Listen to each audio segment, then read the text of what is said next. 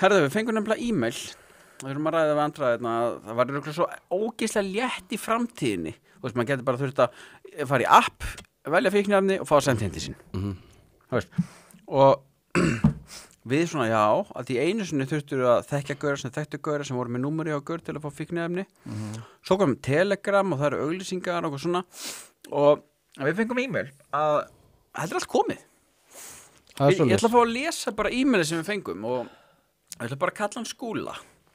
Skvörtara? Skúli Skvörtari. Ég sá þið voru að tala um Telegram og þetta er miklu verra en þið haldið. Ég get til dæmis panta með fíkniefni án þess að tala við neitt eða rétta neinum pening. Þetta er allt gert á Telegram, þeir eru með krypto wallet þarna inni, þú velur þér bara hvað þú vilt. Það kemur upp hvað það er mikið í tonn, krypto sem Tele notar, það er tonn, og þú kaupir það. Og Tele sendir sjálfkrafa til dílerinn og þú fær skilaboð að þetta sé komið og þeir komið þetta til þín. Þú fær líka allt ódýrara ef þú kaupir í gegnum Tele í staðin fyrir að gefa pening. Til dæmis 10 gram af vít kostar 30 stöðu kaupir með seðlum en 25 stöðu kaupir online. Ég er búin að reiki 8 ár svo ég þekki Tele voða vel. Við fáum screenrekord af síðunni sem hann er að ræða.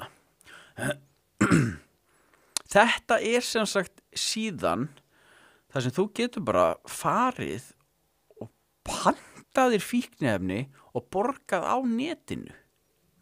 Já, þeir sem er að hlusta þá stendur bara Gonni, mynda Jónum. Ósnert kók. Já, hassklumpur, vikt. Veist, þetta er eitthvað alls konar dót bara sem þú þarft til. Já, sveppir og bara alls konar. Hvað er þetta? Bleikar töflur? Já, eitthvað sem ég var til í. En þetta er orðið ótrúlegt sko. Já. Og eiginlega bara svolítið. Hvað er þetta veitan? Já, mér sýnir þessu President. Já, president. Það er ímislegt þarna inni sko. Já.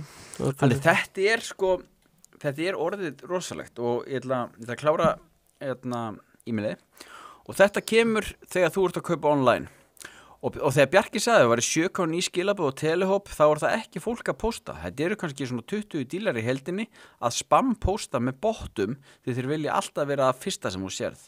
Vonandi hjálpar þetta eitthvað, elska þættina ykkar, þeir eru með eitt fyndnasta podcast landsins. E-mail lokið. Ég segi bara takk.